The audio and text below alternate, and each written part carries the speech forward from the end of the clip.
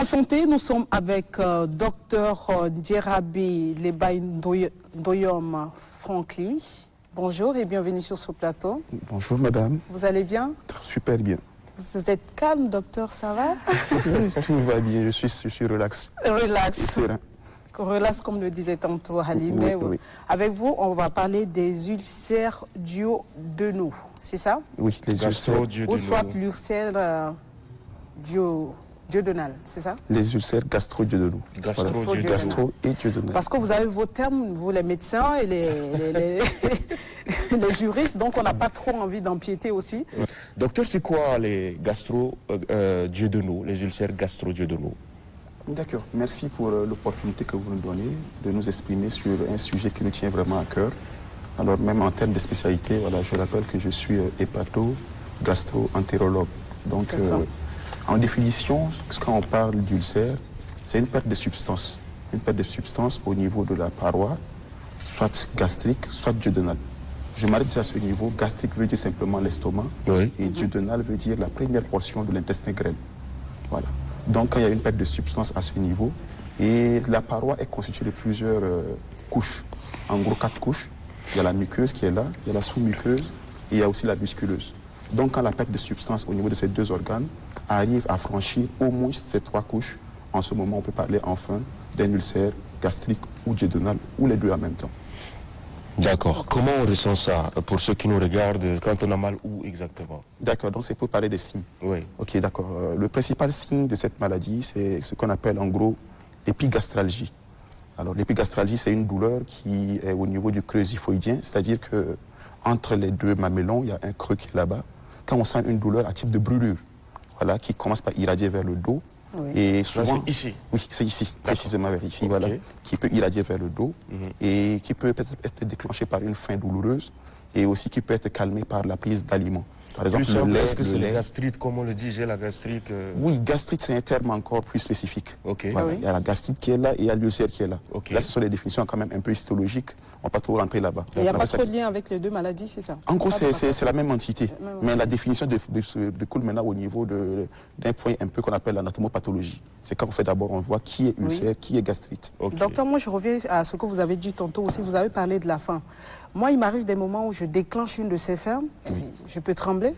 Donc on me demande souvent, est-ce que tu n'as pas un problème d'ulcère? Mais je n'ai pas de problème d'estomac.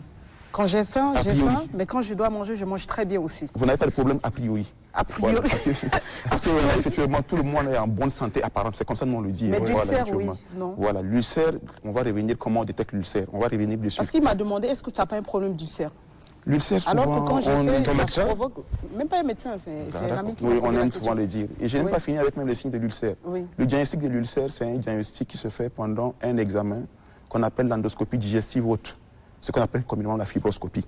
Alors c'est un dispositif médical avec une caméra au bout, on passe à la bouche, on arrive au niveau de l'œsophage, on arrive au niveau de l'estomac ou au niveau du duodénum. Et si on voit une lésion qui est suspecte, on fait une biopsie. On prend une partie, on amène au labo et c'est à l'anatomopathologie qu'on peut dire qu'on a enfin un ulcère. Donc on aime tellement dire qu'on a l'ulcère, alors que c'est un diagnostic de précision qui est là. Voilà. Donc on peut avoir mal ici, ça peut être un ulcère, ça peut être un truc moins grave que ça, une gastrite, ça peut être un truc aussi plus grave que ça, un truc qui est en train de se cancériser.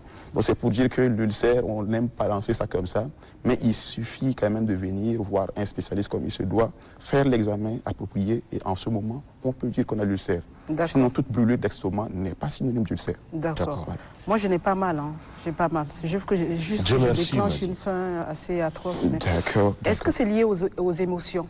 D'accord, donc en ce qui concerne... Pour revenir un peu à ma droite. Pour revenir aux étiologies de façon générale. Qu'est-ce qui peut causer par exemple l'ulcère? Voilà, on a deux grands groupes d'étiologies. Les facteurs exogènes et les facteurs endogènes. Endogènes, ce sont les facteurs qui sont vraiment. Donc il y a des facteurs, des moyens de défense qui sont au niveau de l'organisme, de l'estomac ou du duodénum, qui sont là. Mais on peut avoir des facteurs d'agression qui peuvent venir influencer dessus. Ce sont des termes tellement techniques. Il y a la barrière qui est là, qui est constituée par une muqueuse, un épithélium et tout ça. Maintenant, à un moment, l'acide chlorhydrique, la pepsine, tout ça, ça peut venir interférer dessus. Là, je vous laisse un peu de côté parce que c'est tellement technique, ça peut embrouiller. Maintenant, les facteurs exogènes en question, effectivement, en premier lieu, d'abord, il y a une bactérie. Une bactérie à gram négatif qu'on appelle Helicobacter pylori, qui est la première cause des ulcères dans notre contexte tchadien, africain. Voilà, c'est en rapport avec un peu la peau muscutée, le côté hygiène et autres. C'est le premier facteur qui peut être à la cause d'un ulcère. Secondairement, comme madame l'a bien dit, effectivement, le stress. Le stress dans la vie de tous les jours, effectivement, un stress à répétition, un stress non contrôlé, un stress qu'on n'a pas pu reprendre sa vie en main. Ah oui. Ça peut reprendre sa vie en main. C'est intéressant. C'est très intéressant. Et ceux qui nous stressent, il faut qu'ils fassent attention à nous stresser de temps en temps parce que vraiment, ils ne savent pas qu'ils nous provoquent aussi une maladie. Voilà, effectivement, voilà. Ça peut créer une maladie. Et que vous aussi, vous devez un peu vous aussi contrôler l'émotion qui va... Elle est contente là, parce que ça rejoint. Voilà, effectivement. Donc, voilà, donc après cette bactérie, après le stress, on peut aussi avoir les médicaments. Il y a un grand groupe de médicaments qu'on appelle les anti-inflammatoires non stéroïdiens. C'est un peu connu sous le nom, par exemple, de diclofénac, d'ibuprofène et autres. Alors, un peu partout, quand on a un peu mal, on prend ces médicaments. D'accord. Alors, je l'avoue déjà que ce sont des médicaments thérapeutiques. C'est pharmaceutique, c'est bien. Mais il faut le prendre sous une prescription médicale encadrée et de courte durée. Malheureusement, quand on fait un peu les travaux de la vie un peu physique, chaque fois le soir qu'on arrive, on est fatigué. On prend diclo, effectivement. À répétition, effectivement. On prend du diclo pour... Effectivement. Ça peut créer des érosions, ça peut créer des ulcérations et à la limite même créer maintenant un ulcère, effectivement. Donc il faut faire un peu attention à ces médicaments. D'accord. Comme troisième cause, effectivement, quatrième cause maintenant, on va parler aussi des habitudes alimentaires. Là aussi, madame a parlé du côté alcool. La consommation abusée d'alcool n'est pas bien.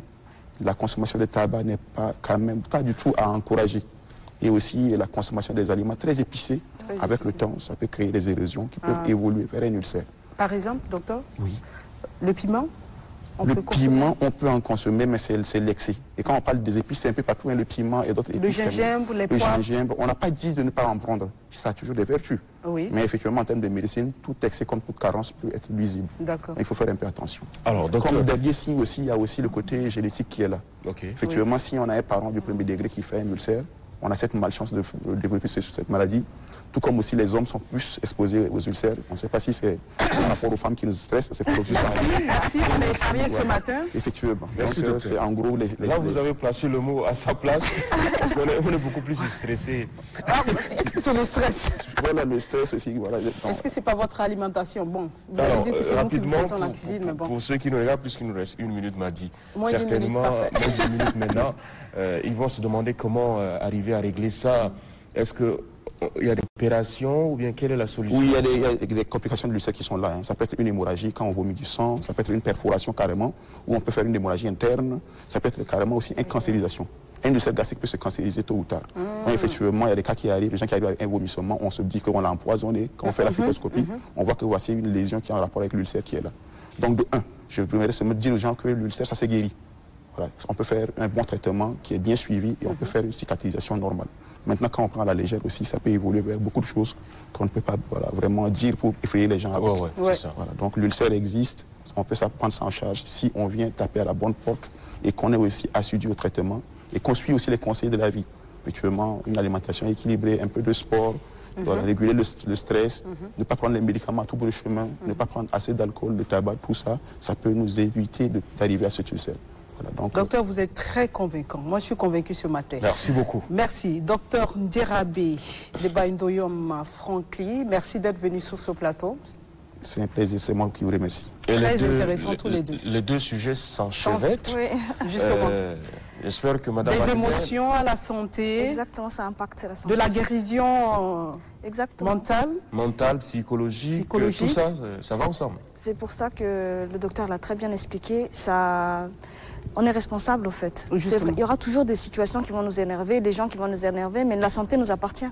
Oui. À la fin, c'est pas eux qui auront l'ulcère et qui va avoir mal, c'est nous. Pas du tout. Donc à nous de gérer ces émotions. C'est pas facile, mais à nous de gérer nos émotions et de prendre le dessus sur ces émotions qui nous font du mal. Merci à vous deux d'être venus sur ce plateau. Merci infiniment.